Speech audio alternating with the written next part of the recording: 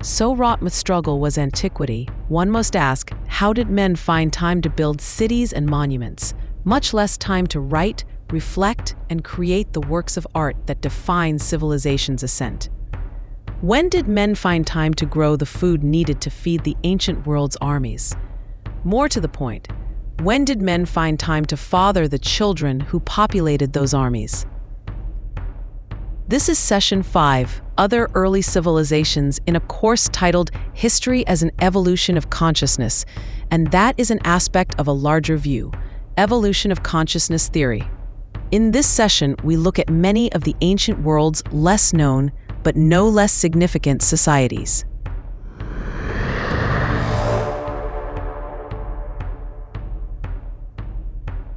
Between 3000 BC and 1540 BC, Minoan civilization thrived on Crete and islands in the Aegean. Subsequent to this period, Minoan culture entered a period of decline, to fall from the archaeological record around 1100 BC. Mythologized in the 9th century BC by Homer, Minoa was described as a rich island surrounded by a wine-dark ocean.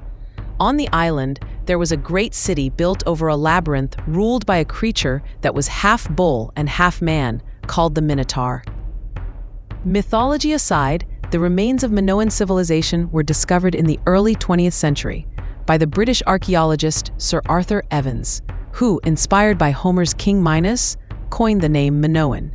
Scholars consider Minoa to be the first advanced civilization in Europe.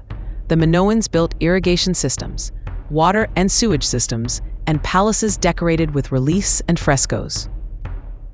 The Minoans traded with Mycenae in mainland Greece, with Syria, Cyprus, Anatolia, Egypt, Mesopotamia, and as far west as the Iberian Peninsula. Some of the best Minoan art is preserved in the city of Akrotiri on the island of Santorini, which, around 1600 BC, was destroyed by the Minoan volcanic eruption.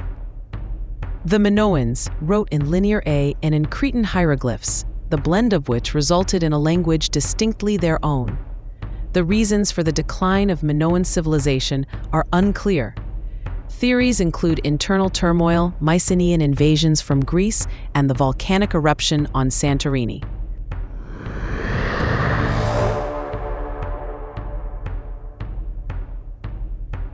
About 2500 BC, the Indus Empire, in its day second in size and influence only to that of ancient Egypt, rose along the Indus River and its tributaries in modern-day India, Pakistan, and Afghanistan. With roots traceable as far back as 3300 BC, Indus civilization reached its prime about 1900 BC and had largely disappeared from the archaeological record by about 1300 BC. The civilization's cities were defined by a planned layout, baked brick structures, water and sewage systems, religious buildings, and elaborate palaces. Indus civilization is also defined by metallurgical techniques that involved copper alloyed with tin to form bronze, the Bronze Age. The cities of Harappa and Mohenjo-Daro are believed to have been home to between 30,000 and 60,000 residents, and at its height, the Indus Empire may have had a population as high as 5 million souls. A gradual drying of the region during the 3rd millennium BC may have caused the empire's decline.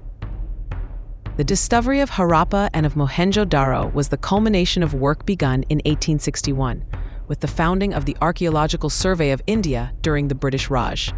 By 2002, over 1,000 ancient Indus settlements had been discovered, including 5 major urban sites. The language of the period is based on Indus script and largely remains a mystery, in that most of that script is undeciphered.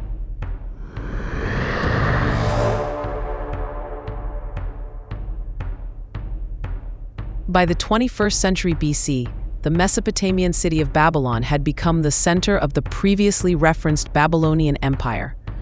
By the 20th century BC, the Hittites had settled Anatolia and formed the Hittite kingdom. By the 16th century BC, Aryan tribes out of India had settled present-day Iran. Led by Cyrus the Great, the Aryans in 546 BC conquered Lydia, in present-day Turkey, and in 539 BC conquered Babylon to establish the vast Persian Empire, also called the Achaemenid Empire. One of the ancient world's most noted leaders, Cyrus the Great united Mesopotamia, the Nile Valley, and the Indus Valley to create what scholars consider to be the world's first superpower. Cyrus built a network of roads and established a standard currency and a standard system of weights and measures. Though one of the ancient world's greatest conquerors, Cyrus the Great was also known to be a tolerant man who followed the Zoroastrian law of truth and righteousness. Named after the Persian prophet Zoroaster, Zoroastrianism was a monotheistic religion with roots traceable to ancient Egypt's New Kingdom and the pharaoh Akhenaten's challenge to polytheism with his belief in the sun god Aten. Cyrus devoutly practiced Zoroastrian teachings, but allowed his subjects to speak their own languages and to practice their own religions. In Hebrew scripture, he is praised for freeing the Jewish people of Babylon from captivity and allowing them to return to Jerusalem. After a failed invasion of Greece by Xerxes I in 480 BC that depleted the empire's treasuries and led to high taxation and civil unrest, the empire entered a period of decline. The death blow came in 330 BC when the Achaemenid Empire fell to the invading armies of Greece and Alexander the Great. Today, the Persian capital of Persepolis ranks among the world's greatest archaeological sites.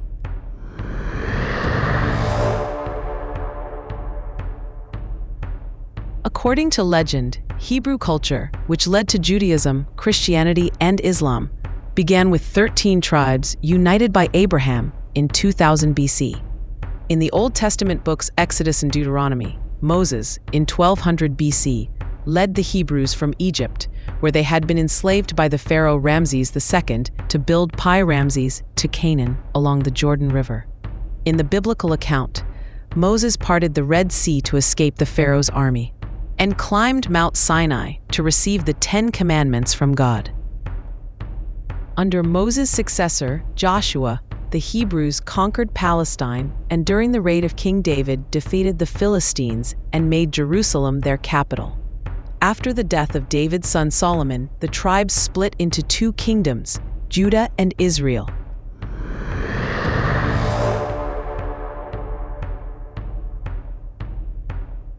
Thousands of miles from the Mediterranean, along the Muang-He River in present-day China, the Shang dynasty, a sophisticated civilization with writing and metallurgy, prospered from 1766 BC to 1122 BC.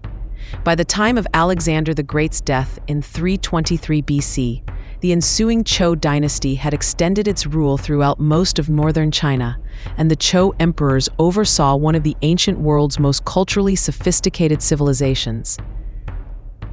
Foremost among its teachers was Confucius. Believed to have been born the son of a bureaucrat in the province of Lu, Confucius lived from about 551 BC to about 479 BC. He felt that China had fallen on dark times and could only be saved by the wisdom of antiquity. Above all, Confucius is known for his practical insight and his belief in good conduct and proper social relationships. He encapsulated these beliefs in simple statements. The superior man is satisfied and composed. The mean man is always full of distress. Also significant among China's early thinkers was Lao Tzu, a contemporary of Confucius who is said to have chastised him for his pride. Scholars believe that Lao Tzu was born in the province of Henan and served as a court librarian.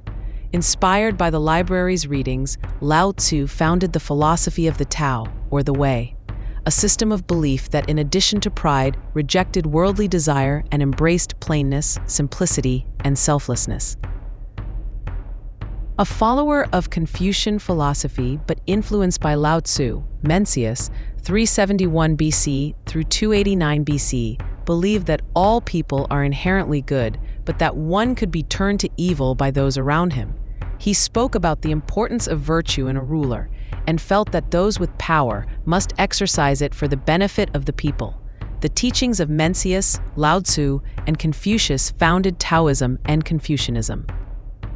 They also made their way to India, where they intermingled with the teachings of Hinduism and of Siddhartha Gautama, the Buddha, who lived from about 563 BC to about 438 BC, and who established Buddhism.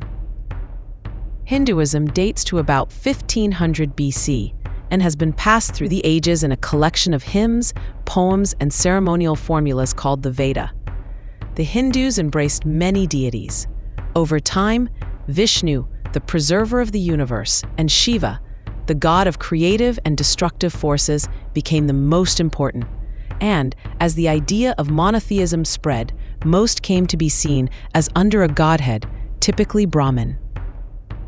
In the Buddhist view, the human being is in a cycle of birth, old age, and death that repeats through countless incarnations, until he or she achieves nirvana, a state free of greed, hatred, and ignorance.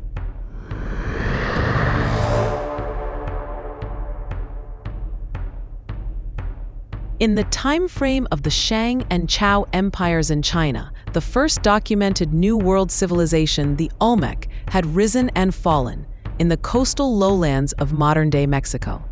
The Olmec, who date between 1500 BC and 600 BC, were noted sculptors who created works that ranged from tiny jade figures to colossal statues of human heads. Of Olmec subjects, the most famous is the were-jaguar, a religious figure whose features and body were part jaguar and part human infant. A Neolithic culture, the Olmec wrote in hieroglyphics similar to what we see in ancient Egypt, and traded for obsidian and other basic materials. They worked in mud blocks, built burial mounds, and by the end of their reign had advanced to the point of raising simple earthen pyramids.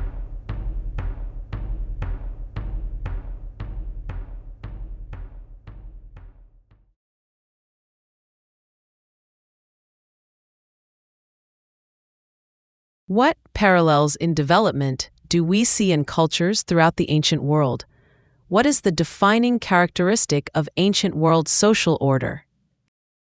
With our look at antiquity's lesser known but no less significant societies, we complete Session 5 in our course on Civilization's Ascent from the standpoint of evolution of consciousness theory.